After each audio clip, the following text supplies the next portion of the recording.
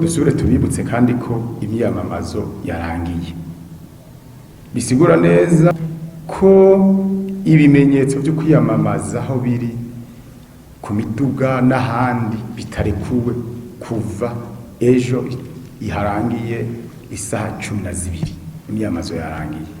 Abanyamigambo muce mubwira bariko mwariko kwiyamamaza mutanga ubutumwa ko ababirenga ko ibihano vyanditse bitekanijwe. Twaravuze ko amatora agizwe n'ibice bitatu: imbere y'amatora, mu matora, inyuma y'amatora. Twaraye rero dusozereye icambere.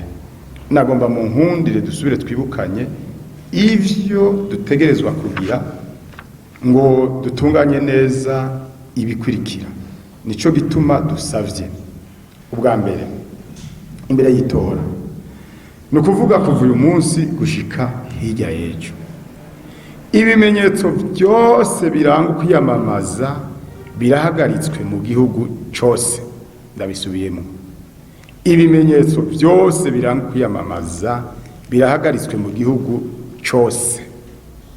No kuvuga amajambo, imvyino, ivyapa, amanama, ibimenyetso by'imigambwe n'ibindi.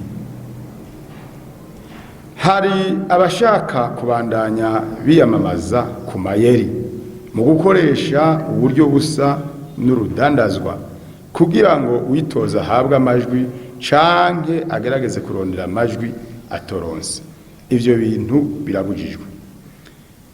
Turabandanya imirimo dusanzwe turangura muri iki kiringo. Mwibuke ko bibujijwe kandi kubandaniriza imyamamazo aho dukorera mu masaha y'akazi canke ugukwiragiza inzandiko uko ariko kose. Ikitavuzwe co ni mu mashure ya leta canke y'abikorera utwabo, ya mashuri shingiro n'inyuma ya shingiro canke aya kaminuza. Aha rero twariko tuvuga imbere y'amatora. Bwa kabiri ku munsi w'itora, tubasavye guhimiriza abo mujejwe kugira ngo bazozinduke gutora hakiri kare. Ntitwifuza ko hari amasaha bokongera ko mu mwanya utekanijwe na burya guharurira amatora atatu atandukanye bizofata umwanya utari muto. Twarabonye mbere ko hari n'intara zimaze kwitunganya mu bijanye no korohereza bene gihugu kugira ngo ntihagire ikindi cyo basamaza, nko kwimurira bukeye amasoko yoremye ku munsi w'itora. Mbere turateye intege n'abandi babona ko bashobora gutunganya ico gikorwa babikore ku byo ku munsi wa gatatu atavyose amaza bene gihugu ari soko ishobora kwimurirwa handi muyimurira handi kugira bene gihugu bazamara urwo rubanza rumwe mu mwidegemvyo. Yemwe ga yemwe, uyu munsi kuri umunsi wa mbere nejo kwa kabiri nta nama nimwe y'umugambwe irekuwe. Nta yemwe niyo kugacimbiri, niyo inama irekuwe mugambwe niyo munzi wawe gusa, ko ntawe uzokubuza gukoresha inama mu nzu. Inama zigirishije n'abajejwe intwari zo ziremewe. Ubureza rubitre twebwe tugomba kugaragara mu kibuga turaba ko teriteguye neza, ko atabuye riri mu kibuga. Uraza kubona birukino bira rutangura nyene biba kose hameze neza, tapande zirimwo, ko amapota ashinze neza. Ubureza rubitre nitwe tugomba kugaragara. Abakinyi mwe muratekana muja muri vestiaire. Kuba hafi no kugira inama abanywanyi banyu kugira ngo ntihagire ababuragiza abaja gutora.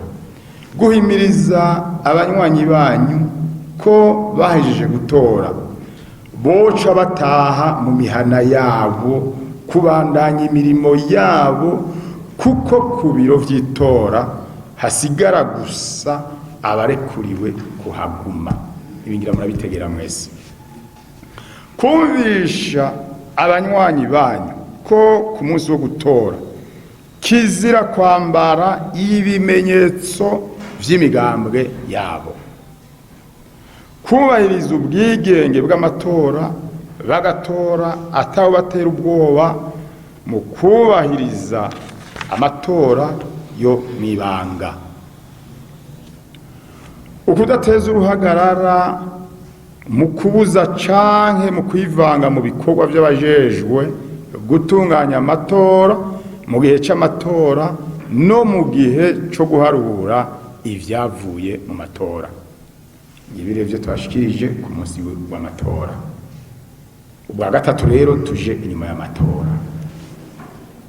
Nk'uko twamaze kubivuga, inyuma y'amatora tubandanya tubaho. Nico gituma n'ikiringo c'inyuma y'amatora dutegerezwa kugitegura. Dutegerezwa kwamiza ku muzirikanyi ingingo ya 15 na 16 zo muri ya masezerano twatera kw'igikumu. Ingingo ya 15 ivuga iti: abashize umukono kuri uru rwandiko twiyemeje kudashikiriza amajambo acivutu adahumuriza bene gihugu, ahubwo tugatanga amajambo yihumure ku banywanyi bacu n'abadushigikiye, tubasaba kuguma batekanye.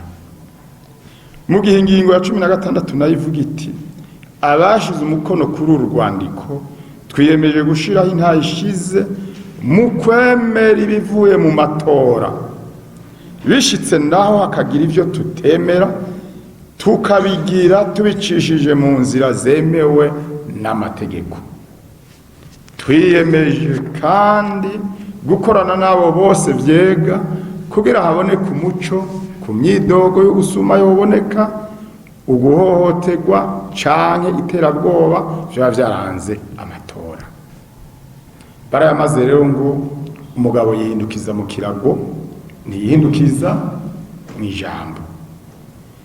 Iyo twakuye uru rugendo mwese murahazi, aho tugeze kandi murahabona, iyo tugomba gushika nuko nyene. Turabasavye dushimitse ngo ntihagire umuntu n'umwe adusubiza mu ihumbi ngo iteka mwiteye muruhire kuritekera mu vyatsi. Uyu munsi abarundi n'amakungu babahanze amaso, kuko kazoza ku Burundi n'abarundi mugafisemo uruhara rukomeye cyane. Kubajejwe intwaro ndasubiye kubakebura ngo ntimudohoke kwibanga ryanyu. Twaravuze inyonko yo guheza ibiringi ifata abatari bake mu gihugu.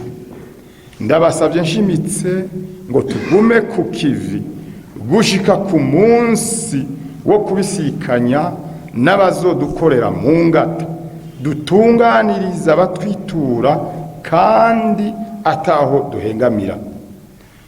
Muri iki gihe c'amatora naco tugume hafi yabo tujejwe, tuje habona, dukurikirana ingene biriko biragenda, ibitagenda neza navyo mubitumenyeshe kandi ikibiriraho, gutyo dufashanye n'izindi nzego dutorera umuti ibigoranye vyose hakiri kare.